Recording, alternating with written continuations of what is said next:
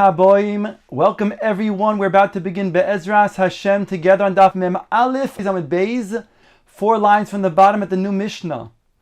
The prohibition of bishul on Shabbos does not only apply to putting a pot on a fire or other heat sources, but can also include when a person puts an item inside of boiling water, or alternatively, taking a hot pot, even if it's empty, but it's still yad soledes bo, and putting an object, a food item or something else for that matter, inside of that pot. It could also be construed as cooking a malacha bishul on Shabbos. A pot that is either on the fire or was taken off from the fire is a kli rishon, and therefore that pot can cook anything that is put inside of it, so long as it's yad soledes bo.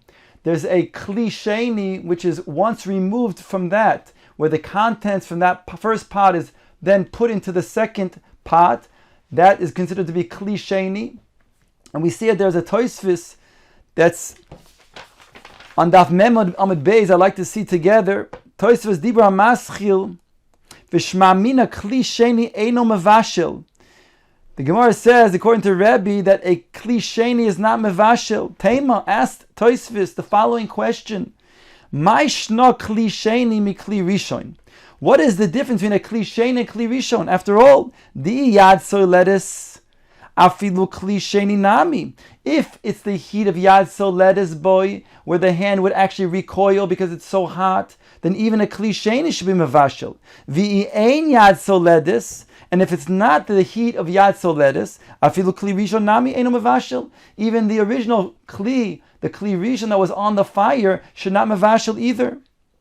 Answers Tosfos v'yesh loymar lefi shekli rishon mitoich she'omad al ha'ur doifanoisov chamin umachzik choymoy zman meruba. Once the pot was on the fire, so then there is heat that then gets absorbed into the walls of the pot. V'lochein nasnu boy shir the kolzman shayad soledes boy oser. That's going to then make that kli rishon will be oser, and it will be mevashel if it's yad soledes boy. Aval kli sheni afal gav the yad soledes boy muter. Shein defoinoisov chamin v'hoilech umiskarer, because the walls of a kli sheni don't get hot and retain its heat, rather they cool off, and therefore they are not mevashel. So this is true when it comes to mayim. However, the poskim say whatever is going to mevashel the kli rishon, we have to also be concerned will be mevashel the kli sheni. But water is an exception to that rule. Says our Mishnah, Hameicham, the kettle made out of copper, shepinehu. Now this term is ambiguous. I'm going to explain the Mishnah according to the maskan of the Gemara. Shepinahu, that they remove the meicham from the fire. Lo yitein lesoichot soinem bishvil sheyichamu. You cannot put a little bit of cold water into that meicham, into that kettle, to heat up, because it will become cooked as a result of putting that water into the meicham. Since the meicham is a kli rishon and it has the heat of yad soledes boy, so therefore it will cook the little bit of water that is poured into it. Aval noisein hu lesoichoi, but you can put a lot of water if you pour it at once into the meicham, and then it will not cook it. It'll just warm it up. Or if you want to pour the hot water into a cup, so now the cup becomes a kli sheni, and therefore it will not mevashel the water that you pour into it, and that cold water will just become warmed. Says the Gemara, my ka'omar. The Gemara is bothered by the ambiguity of our Mishnah. What does it mean when it says shipinehu? And further, what does it mean, lo yitein lesoichoi? And then it says, aval noisein hu lesoichoi. It seems to be a contradiction.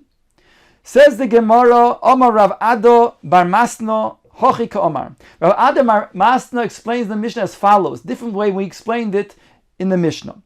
He explains as follows. Hameicham shepina mimenu mayim chamin. He refers to shepineu, referring to emptying out the contents of the mecham, emptying out the water. And therefore he reads like this, HaMecham shepina mimenu mayim chamin.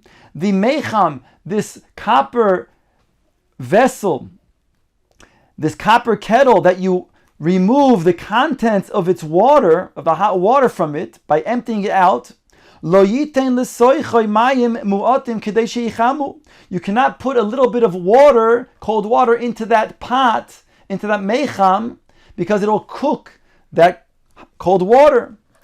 But you can put a lot of water at once into that mecham, and then it will only then warm up the cold water. Ask the Gemara, V'haloi mitzaref. So if you do this, you'll be mitzaref the kli. Since the mecham is a mateches, in this case it's a copper kettle, so since it's a copper kettle, so when it gets a lot of hot water into it and it heats up the entire kettle, so afterwards when you put cold water into it, then it will strengthen the mecham, this kli.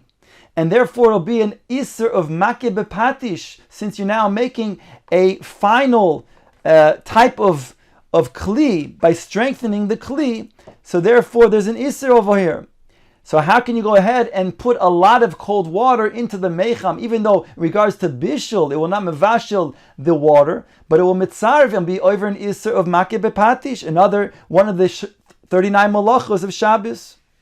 Answers the Gemara, Rabbi Shimon he follows the opinion of Rabbi Shimon, the Omar davar she'en miskavein mutter, who holds that a davar she'eno miskavein is mutter. We saw on Daf Mem Amud Aleph more recently that a davar she'en miskavein, the classical case is when a person wants to take a bench and he wants to bring it from one side of the field to the next, but it's too heavy and cumbersome, so he drags it. Not because he wants to then drag it and make any holes or furrows into the ground. He merely wants to bring the bench from one side of the field to the other. But inadvertently, he also then causes a furrow by dragging the bench. So that's a davar she'ein miskavein. So it's a machlokes, Rabbi Shimon, Rabbi Yehuda, whether it's aser or if it's mutter. Rabbi Shimon has the opinion that's mutter. So to over here, when a person fills up the mecham with cold water, he's not interested in mitzaref the kli, in strengthening the kli. He's actually only interested in then warming up the cold water. Inadvertently, it happens to be coming out that it's going to strengthen the kli. So therefore, it's mutter according to Rabbi Shimon. Ask the Gemara, Maski flo Abaye, midei mecham shepina mimenu mayim ketoni. Does our Mishnah state, ask Abaye, that he's pina mimenu mayim, that he's taking out from it, from the mecham water? That's not the lashon of the Mishnah. Mecham shepinehu kitani. It says that you're taking it, the mecham itself. Elomar bayi hachikam. This is how you have to read the Mishnah. Hamecham shepinehu v'yesh bo mayim chamin. If you take off the mecham from the hot source, from the fire source, and it has in it boiled water, or at least yad soledes boy, lo yiten lesoichoi mayim muatin b'shvir shehuchmu. You cannot put a little bit of cold water inside of the mecham because it will then heat it up and cook it. Aval noisen lesoichoi mayim merubim kedei lahafshiron. But you may put a lot of cold water at once, and then it will just warm up that water. Umecham shepina mimenu mayim. And a mecham that you would empty out the contents of its water, lo yiten lesoichoi mayim kol iker mipnei shemitzarif. You cannot put any amount of water, even a lot of water, because it will mitzaref the kli. Rabbi Yehuda, and this is according to the opinion of Rabbi Yehuda, the Omar davar she'ein miskavein is aser, who holds that a davar she'ein miskavein, in this case, while he wants to then merely warm up the cold water, by putting the cold water into the mecham that was very hot before, will strengthen the kli and be an iser of makeh bepatish. Rabbi Yehuda is of the opinion that's aser. Ushmul Omar, And now the Gemara brings a machlokes amoraim similar to what we just said. Omar Rav, lo ishanu elo lahav shir, aval litzaref oser.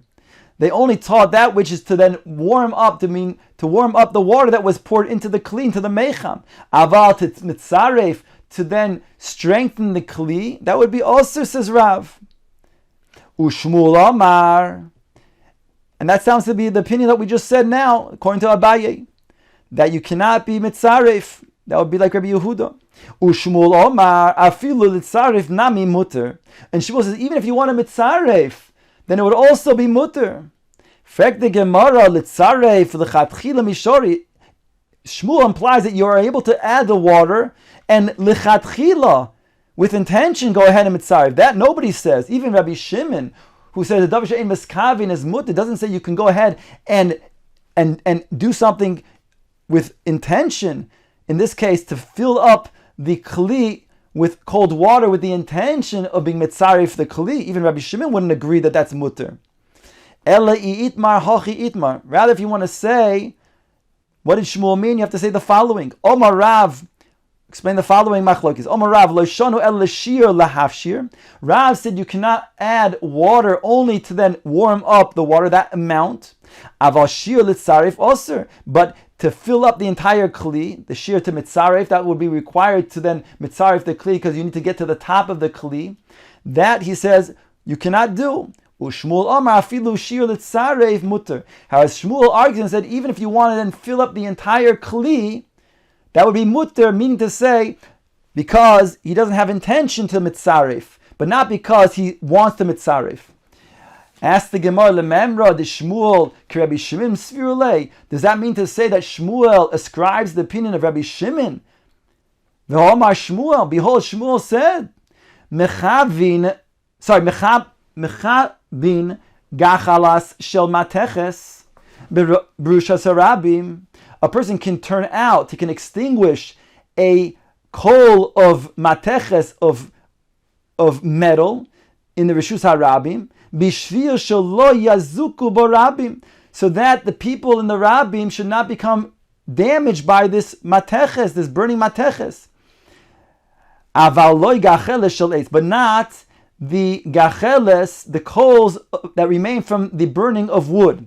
In other words, when it comes to the mateches, so there doesn't leave a proper coal. It's only going to then be a strong, very hot type of mateches that's left over. For that, there's only an Isur D'Rabbanan to extinguish. So here, when it comes to the potential damage of others, Lo Gazru B'Rabbanan. However, when it comes to Gacheles Shel Eitz, there, extinguishing it is an Isur D'Oraisa. So therefore, he says, Lo Gacheles Shel Eitz, even though his intention is not because he wants the coals, but rather he wants to then prevent the coals from damaging. So here the Gemara is asking, does he ascribe indeed to the opinion of Rabbi Shimon? Here it says that he would not do this because it would be ulcer. And if you want to suggest that indeed Shmuel holds like Rabbi Shimon, afilu shel eitz nami, why doesn't he allow you to remove the eitz as well? That is charcoal, if it's going to potentially damage people. Answers the Gemara the following chiluk: B'davar she'ein miskavein savar like Rabbi Shimon. When it comes to a davar she'eino miskavein, that he holds like Rabbi Shimon, that is mutter. And we said a davar she'ein miskavein in this case would mean filling up the mecham with cold water, not intending to then mitzaref and cause the kli to become strengthened. Therefore, he only wants to then bring the water in to then warm up the water. The fact that the kli becomes strengthened, he's not interested in that. And it's a davar she'ein miskaven. He doesn't even not even aware that he's going to do a malacha. So therefore, he's mutter according to Rabbi Shimon. However, malacha she'eina tziricha legufa, that's something else. That means that a person intends to do a malacha, but he doesn't have the intention of the ultimate intention of the classic malacha. The classical case, for example, if a person makes a hole into the ground, he goes to a field, he makes a hole. So that's a malacha of charisha. If he's not interested in making a hole at all, but he just needs the sand, he needs the dirt, that's a malacha she'eina tzricha legufa. He doesn't need the intended malacha for itself. He just needs the dirt. Or another classical example is there's a chalila, a mace in the room, and he wants to then remove the mace from the room and take it outside because there's a kohen, or for other reasons, because maybe it's unpleasant. So therefore he wants to remove the mace from the room. He doesn't then want to then carry it from Yeshua Yochid, Yeshua Rabbim for itself. He just wants to remove the body. That's a malacha she'ena tzricha legufa. So in a case of malacha she'ena tzricha legufa, he goes like Rabbi Yehuda, and therefore over here, in case of the charcoals, here he's doing a malacha, he intends to do the malacha, only not the tzricha legufa, and for that he holds like Rabbi Yehuda, and therefore that's aser.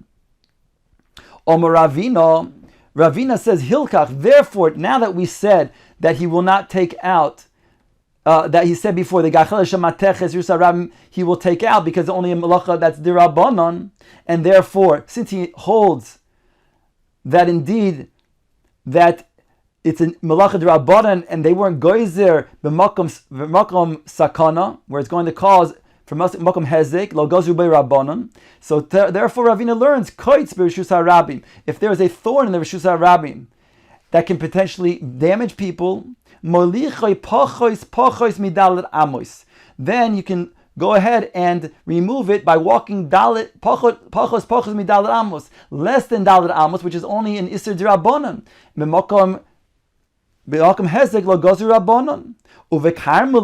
And in the karmelis, which is anyways a mokom that's d'rabanan, the iser of walking dalet amos in the karmelis is only midrabanan. Afilu tuva, even many amos he can walk, because since again it's only an iser d'rabanan and there's a potential damage here, lo gozu be rabbanan.